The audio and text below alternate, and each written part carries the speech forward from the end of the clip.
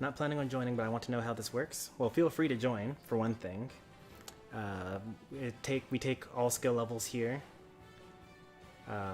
And the stream, the channel, the tournament series, everything is all about improvement. We don't worry about like winning and losing, whatever.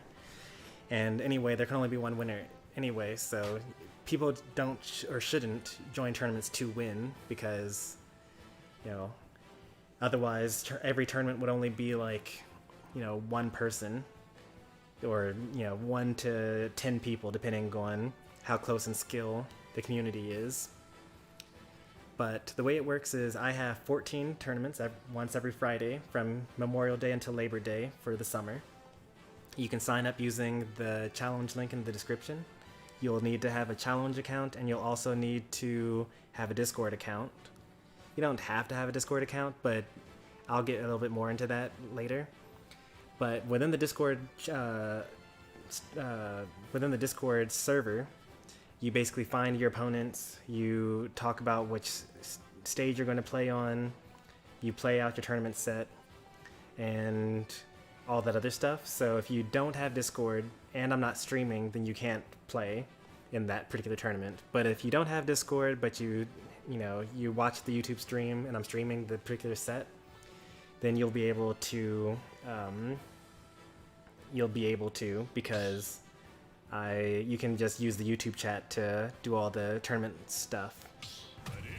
I'll explain more after this set though. For now, let's focus on DUF versus Doyo. The space animal battle. Falco versus Wolf on Battlefield.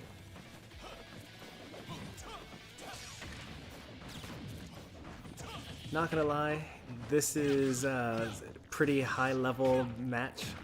Like the two players here have both gotten like top 4 in the past couple of events. So it's like, you know, kind of crazy to see them this low down in the losers bracket. But that's just kind of how it goes sometimes, like depending on who you fight, what newcomers you end up having to go against.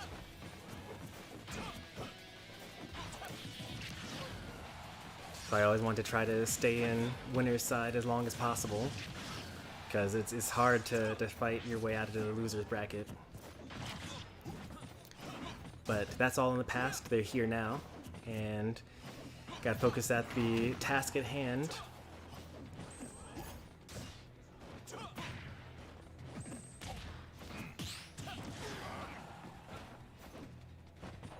Two very similar but like different at the same time characters in terms of like, you know, what reflectors they have, what their side B does, their combo trees even. Yeah, Falco's kind of in an awkward spot right now because at 153%, he doesn't really have the combo game that he would normally have.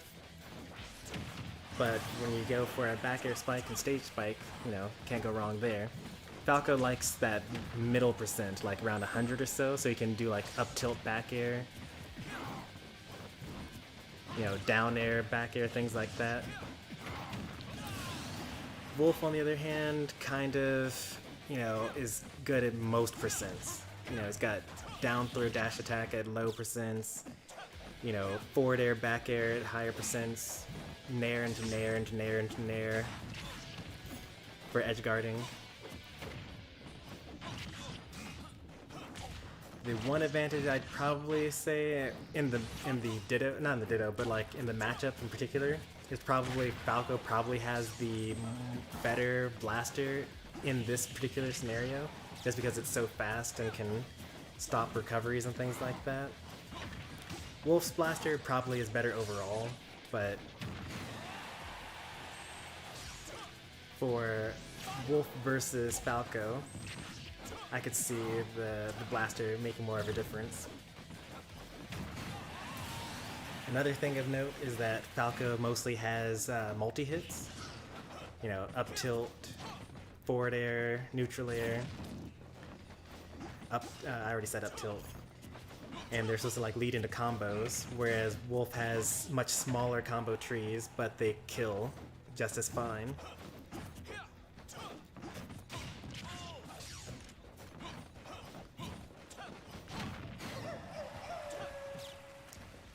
Even stocks, even percents.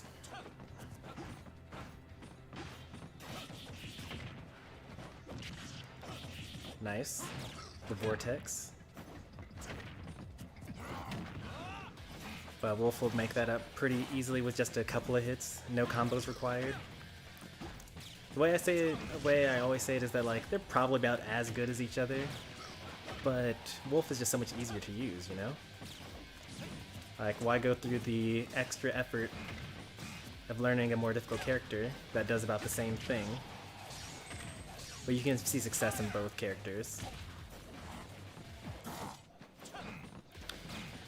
Alright, so now that Duff is kind of fishing for some kills, this is when Doyo can kind of make that comeback. All you gotta do is avoid the kill options.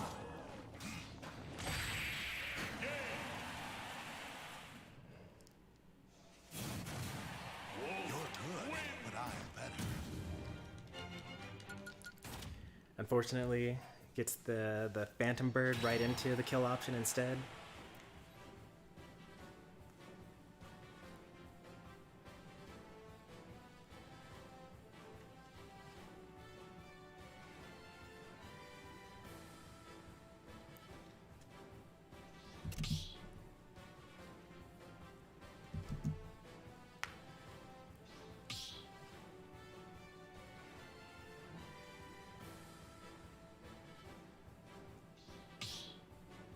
Who has more advantage, Pyra or Mithra? It depends really on the situation, I suppose. Generally, the answer is Mithra. Mithra is, you know, the character that is able to extend her advantage the best. But I would say that you could make an argument for Pyra, because when Pyra is in advantage, the thing that she gets rewarded with for being an advantage is a stock.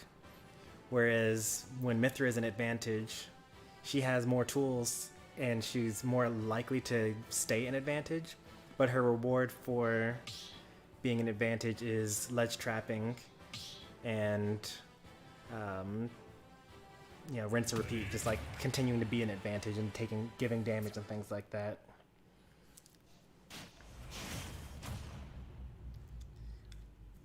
Alright, the Spacey War continues. Falco went down, Fox is going to avenge him. This is literally something out of a Star Fox playthrough.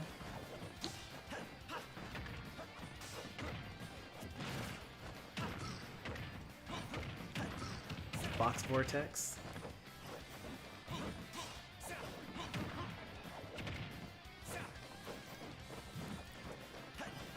I actually kind of like the Fox Vortex a bit more than the Falco Vortex. Like, Falco has only a set number of things that he can do at any point in time, whereas Fox kind of has like a lot of different options between like up tilt versus dash attack versus, you know, turn around grab and down tilt to extend combos.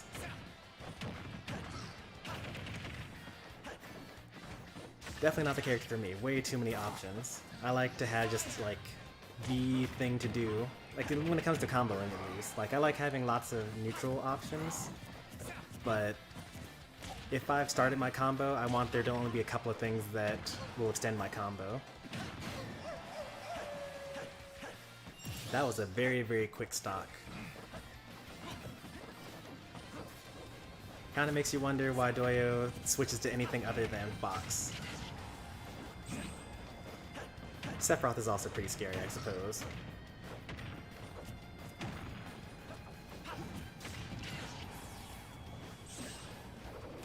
This isn't over. Wolf kills really early. Fox is very light. Oh, that could have been a jab locked. Missed tech, but dash attack covers tech in place and also missed tech, whereas jab only covers missed tech. So sometimes, yeah, you gotta go for the thing that won't kill but is more likely to hit.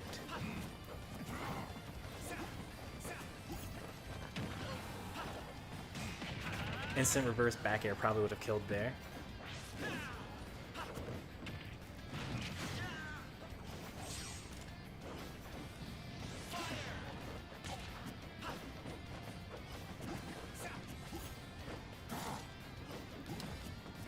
Oh boy, swinging too much. But it worked. Honestly, that was a really, really terrible showing. I mean, even though you got the KO, the only reason why that worked is because Doyo was set on doing neutral air into up smash. If instead they just did up smash out of shield or just drop shield up smash, dash up smash, then you would have lost your stock, and without having the what's it called? Without being able to take that stock. So it's important, even when certain things work, to question, was that the right thing to do? Could I have done something better there? Alright, we're all tied up. 1-1, let's see where the final game takes us. And then after the set is over, I will continue explaining how tournaments work.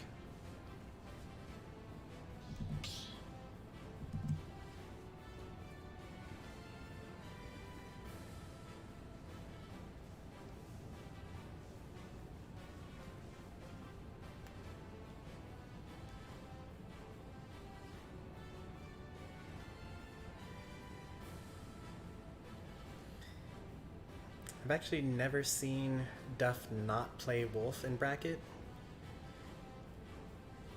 I'm curious if something will come out here. Another thing to think about is whether the Fox came out because of the low ceiling of Pokemon Stadium 2.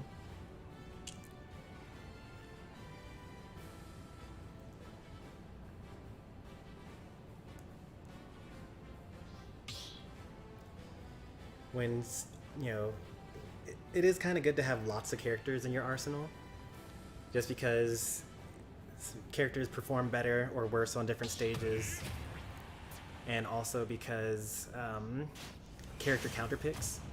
I was actually thinking to myself, like, all right, where would you bring a Fox to? And also, you know, are you in danger of having a switch to Ganondorf or Sheik or Sephiroth or something like that? And we actually do see the swap from DUF here. We got the Mario coming out.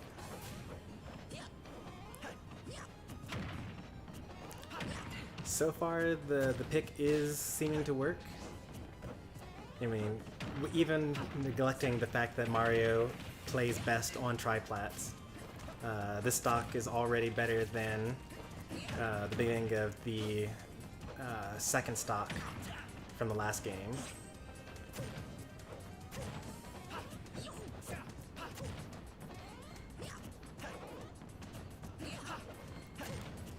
Lots of smash attacks being whipped here.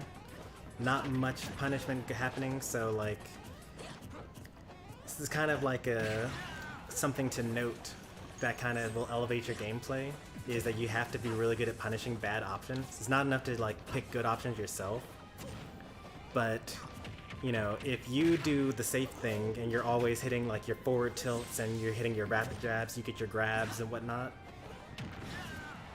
yeah, you're gonna get good damage on your opponent, and you're going to be an advantage most of the time. But if you let your opponent just like throw out smash attacks all the time, and you avoid most of them, but you're gonna get hit by some of them eventually, and if you're not punishing those bad options, then they're gonna eventually just hit you, and you're just gonna die, and the game's gonna be even though you quote-unquote played better or outplayed them. So another key portion of, like, you know, improving as a player is, you know, knowing what's safe, knowing what you should do when someone does something unsafe. Like if you see someone charge a smash attack, you know, if I'm DDD and I'm seeing a charged smash attack, I'm going to start charging Jet Hammer, or I'm going to, you know, space a forward smash so that I'll hit the end of their hit.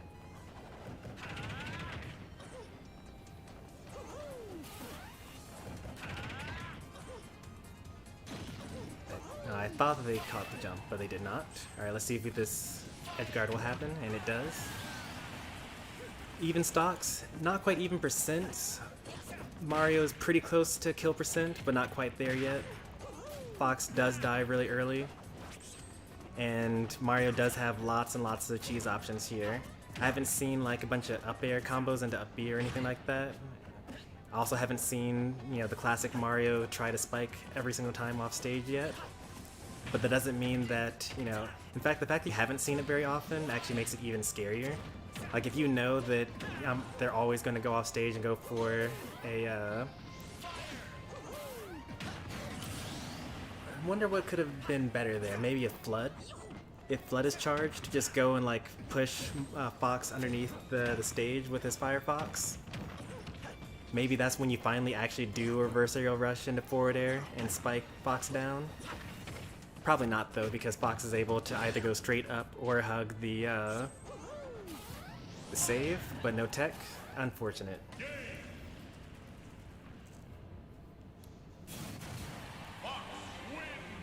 Mission complete. Doyo moves on 2-1.